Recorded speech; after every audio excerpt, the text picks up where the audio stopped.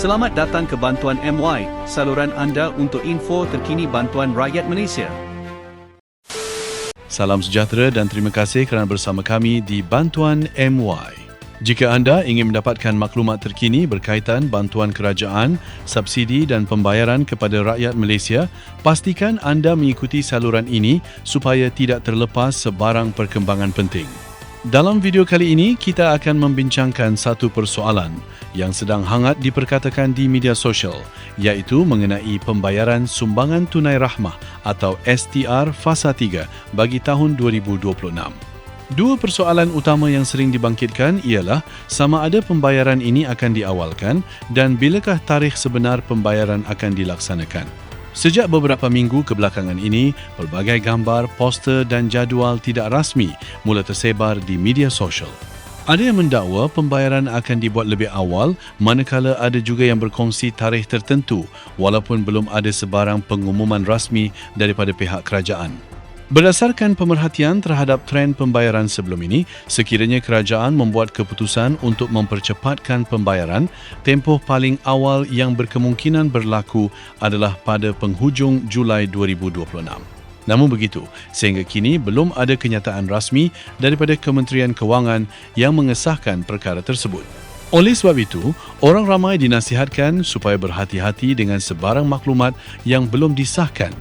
Selagi tiada pengumuman rasmi daripada pihak kerajaan, semua tarikh yang beredar hanyalah ramalan dan jangkaan semata-mata. Jika tiada perubahan pada jadual asal, maka pembayaran STR Fasa 3 dijangka akan dilaksanakan sekitar Ogos 2026. Namun persoalan seterusnya ialah tarikh berapa dalam bulan Ogos. Inilah perkara yang sukar diramalkan.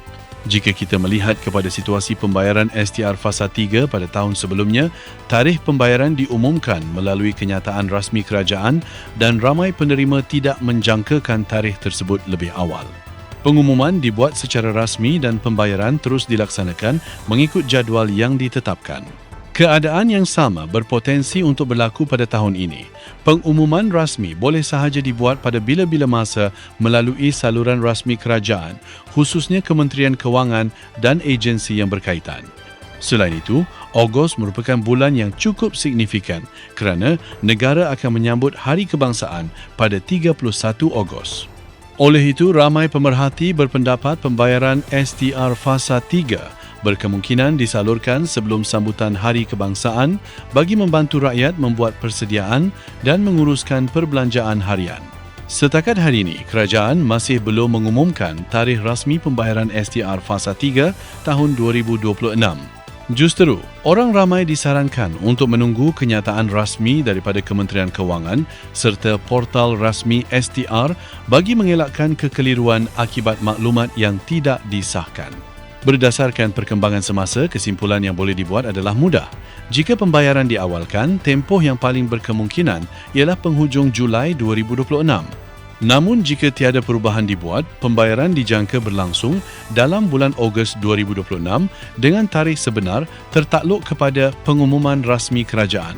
Jadi buat masa ini, apa yang terbaik adalah terus mengikuti perkembangan semasa dan tidak terlalu bergantung kepada poster atau jadual tidak rasmi yang tular di media sosial.